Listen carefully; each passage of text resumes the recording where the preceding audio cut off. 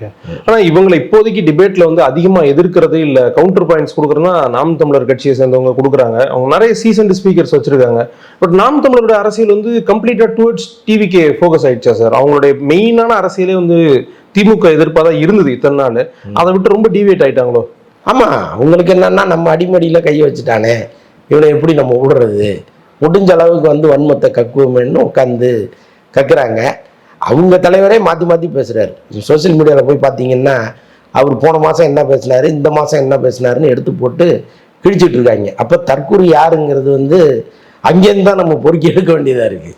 ஒன்றும் இல்லை, அந்த கட்சியில் இருக்கிற நட்சத்திர பேச்சாளர்கள் பல பேர் நேற்று ஒன்று, முந்தா நாள் ஒன்று, அதுக்கு முத நாள் ஒன்று பேசியிருக்காங்க. மூணுத்தையும் எடுத்து போட்டு கிழிச்சிட்டு இருக்காங்க. இப்போ விஜயினுடைய விர்ச்சுவல் வாரியர்ஸ் இருக்காங்கல்ல, சாதாரணமான ஆட்கள் கிடையாது. ரொம்ப தெளிவாக நீங்கள் 10 வருஷத்துக்கு முன்னாடி ஒரு தப்பு பண்ணியிருந்தா கூட நோண்டி எடுத்துகிட்டு வந்து போடுறான், நீ இப்படி தாண்டான்னு போடுறான். அப்படி இருக்கும்போது இதே நாம் தமிழர் அங்கே இருக்கிற பேச்சாளர்கள் என்னெல்லாம் தவறு பண்ணியிருக்காங்க, எப்படியெல்லாம் மாற்றி மாற்றி பேசியிருக்காங்க.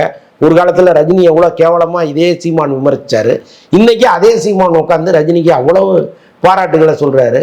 அப்போ இது தப்பா அது தப்பான்னு கேட்குறான்ல, அதுக்கு ஏதாவது பதில் இருக்கா? அப்போ அவங்க கம்பீரமாக பேசலாம். அந்த இடத்துல மைக்க பிடிச்சி அவங்க கம்பீரமாக யாரையோ அடித்து உட்கார வச்சோன்ட்டு அவங்க சந்தோஷமாக கடந்து போயிடலாம். ஆனால் எல்லாத்தையும் தொகுத்து பார்க்கும் பொழுது இவங்க தேவலாம் போல இருக்க உங்களுக்குங்கிற அளவுக்கு தானே இருக்குது. ஓகே.